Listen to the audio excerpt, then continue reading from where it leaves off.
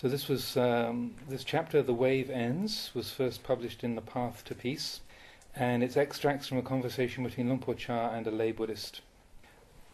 So this is the 44th dialogue here in this collection. The Wave Ends. Question. There are those periods when our hearts happen to be absorbed in things and become blemished or darkened, but we're still aware of ourselves, such as when some form of greed, hatred or delusion comes up. Although we know that these things are objectionable, we're unable to prevent them from arising. Could it be said that even as we are aware of them, this is providing the basis for increased clinging and attachment, and maybe is putting us further back to where we started from? Answer. That's it. One must keep knowing them at that point. That's the method of practice. Question. I mean that simultaneously we are both aware of them and repelled by them, but lacking the ability to resist them. They just burst forth. Answer. By then, it's already beyond one's capability to do anything. At that point, one has to readjust oneself and then continue contemplation. Don't just give up on them there and then. When one sees things arise in that way, one tends to get upset or feel regret. But it's possible to say that they are uncertain and subject to change. What happens is that then one sees these things are wrong, but one is still not ready or able to deal with them. It's as if they're independent entities, the leftover karmic tendencies that are still creating and conditioning the state of the heart. One doesn't wish to allow the heart to become like that, but it does, and it indicates that one's knowledge and awareness is still neither sufficient nor fast enough to keep abreast of things. One must practice and develop mindfulness as much as one can in order to gain a greater and more penetrating awareness. Whether the heart is soiled or blemished in some way, it doesn't matter. One should contemplate the impermanence and uncertainty of whatever comes up.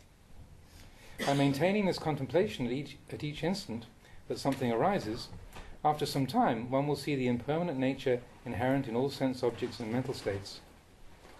Because one sees them as such, gradually they'll lose their importance, and one's clinging and attachment to that which is a blemish on the heart will continue to diminish. Whenever suffering arises, one will be able to work through it and readjust oneself, but one shouldn't give up on this work or set it aside. One must keep up a continuity of effort and try to make one's awareness fast enough to keep in touch with the changing mental conditions. It could be said that so far one's development of the path still lacks sufficient energy to overcome the mental defilements. Whenever suffering arises, the heart becomes clouded over, but one must keep developing that knowledge and understanding of the clouded heart. That is what one reflects on.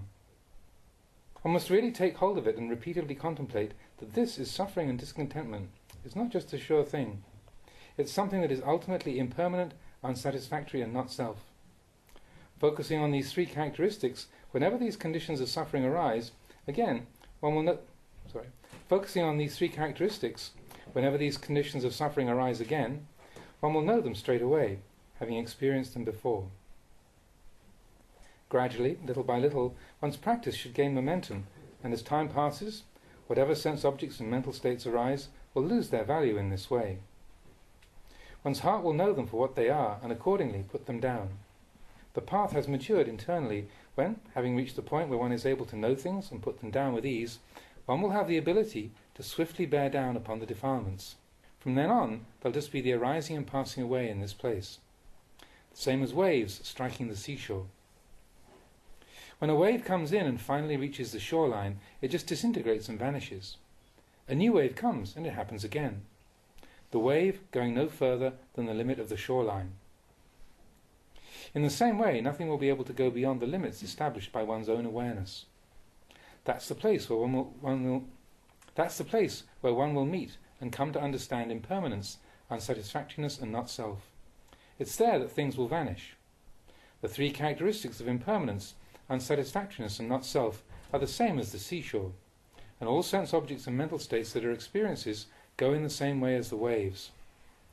Happiness is uncertain. It's arisen many times before. Suffering is uncertain. It's arisen many times before. That's the way they are. In one's heart, one will know that they are like that. They are just that much. The heart will experience these conditions in this way, and they'll gradually keep losing their value and importance. This is talking about the characteristics of the heart, the way it is. It's the same for everybody. Even the Buddha and all his disciples were like this. If one's practice of the path matures, it'll become automatic. It'll no longer be dependent on anything external. When a defilement arises, one will immediately be aware of it, and accordingly be able to counteract it.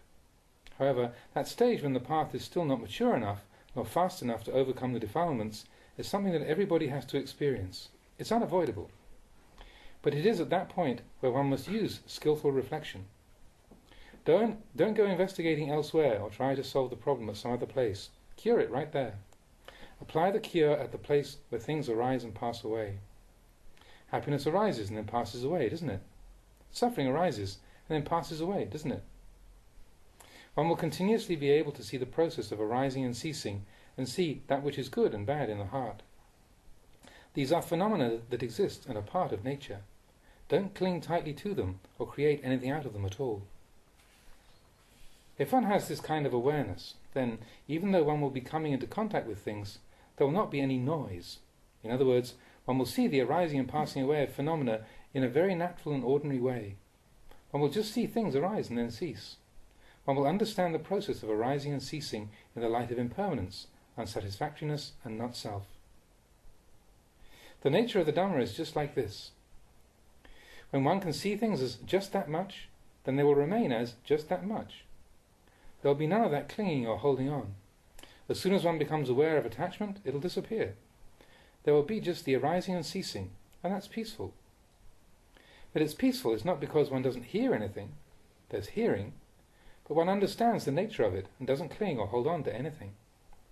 This is what is meant by peaceful. The heart is still experiencing sense objects, but it doesn't follow or get caught up in them. A division is made between the heart's sense objects and the defilements. When one's heart comes into contact with a sense object and there's an emotional reaction of liking, this gives rise to defilement. But if one understands the process of arising and ceasing, there is nothing that can really arise from it. It will end just there. Question: does one have to practice and gain samadhi before one can contemplate the Dhamma? One can say that's correct from one point of view, but talking about it from the aspect of practice, then panya has to come first. But following the conventional framework, it has to be sila, samadhi, and then panya. If one is truly practicing the Dhamma, then panya comes first. If panya is there from the beginning, it means that one knows that which is right and that which is wrong. And one knows the heart that is calm and the heart that is disturbed and agitated. Talking from the scriptural basis, one has to say that the practice of restraint and composure will give rise to a sense of shame and fear of any form of wrongdoing that potentially may arise.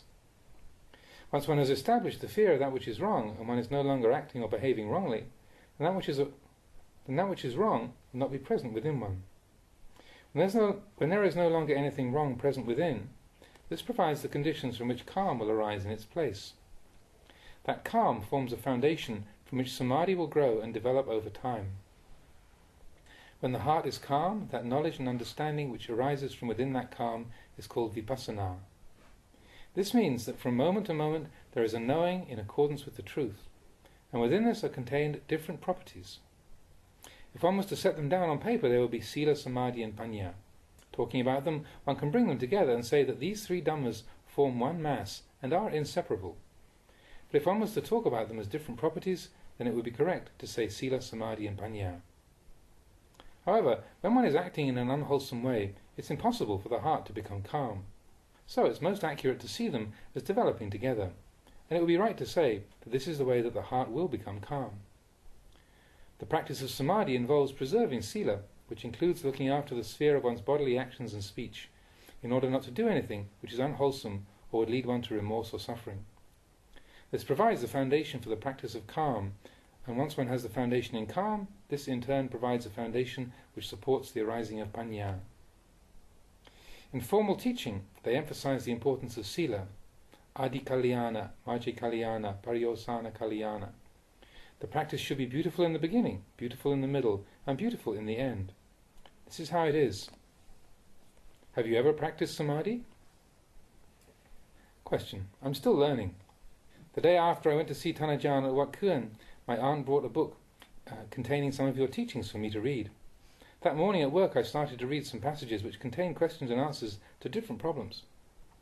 In it you said that the most important point was for the heart to watch over and observe the process of cause and effect that takes place within. Just to watch and maintain the knowing of the different things that come up. That afternoon I was practicing meditation, and during the sitting the characteristics that appeared were that I felt as though my body had disappeared. I was unable to feel the hands or legs, and there were no bodily sensations. I knew that the body was still there, but I couldn't feel it.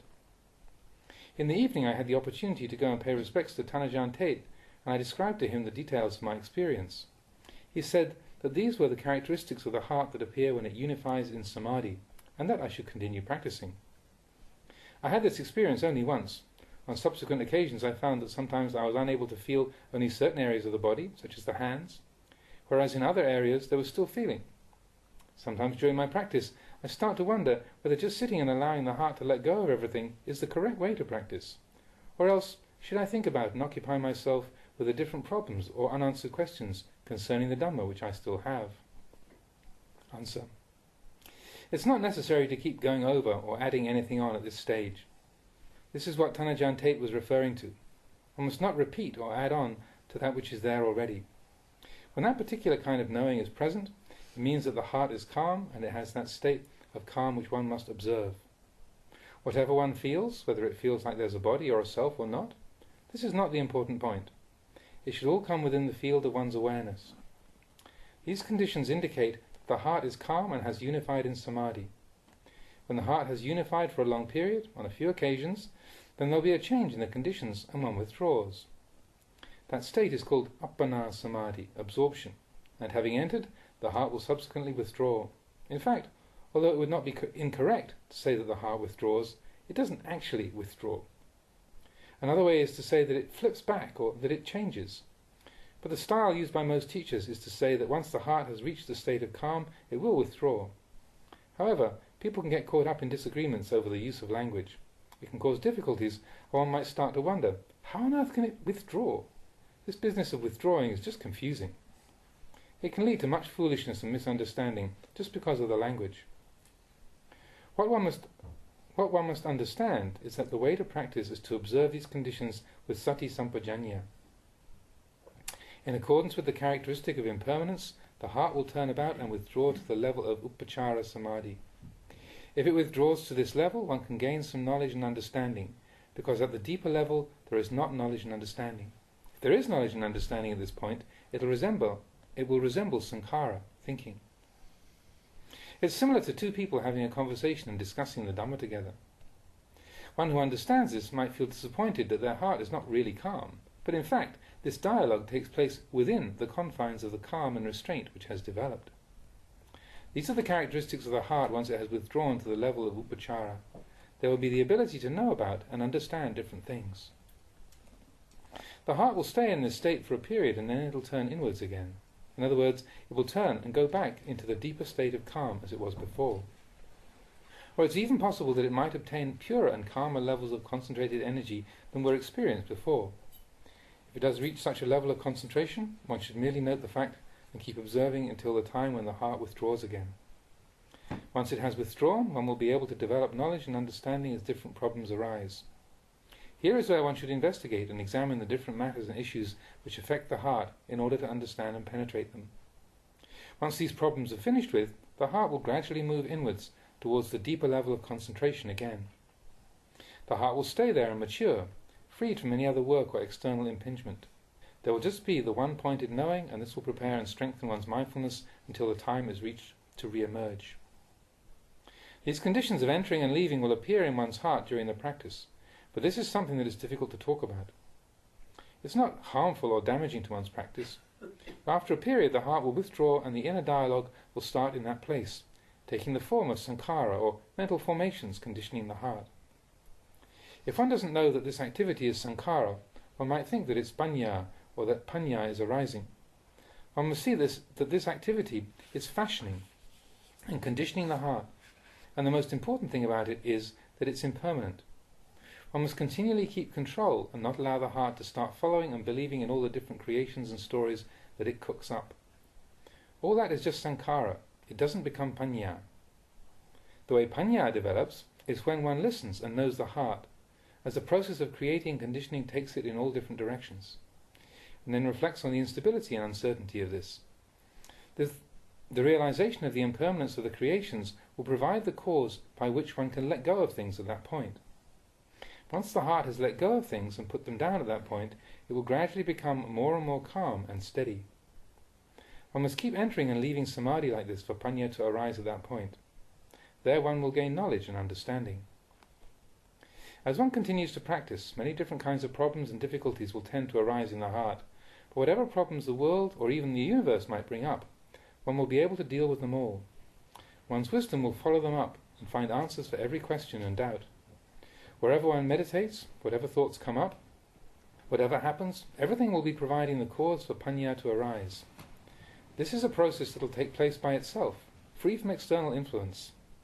Panya will arise like this, but when it does, one should be careful not to become deluded and see it as sankhara. Whenever one reflects on things and sees them as impermanent and uncertain, one shouldn't cling or attach to them in any way.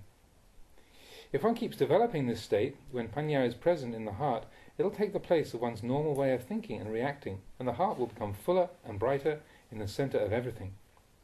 As this happens, one knows and understands all things as they really are. One's heart will be able to progress with meditation in the correct way without being deluded. That is how it should be.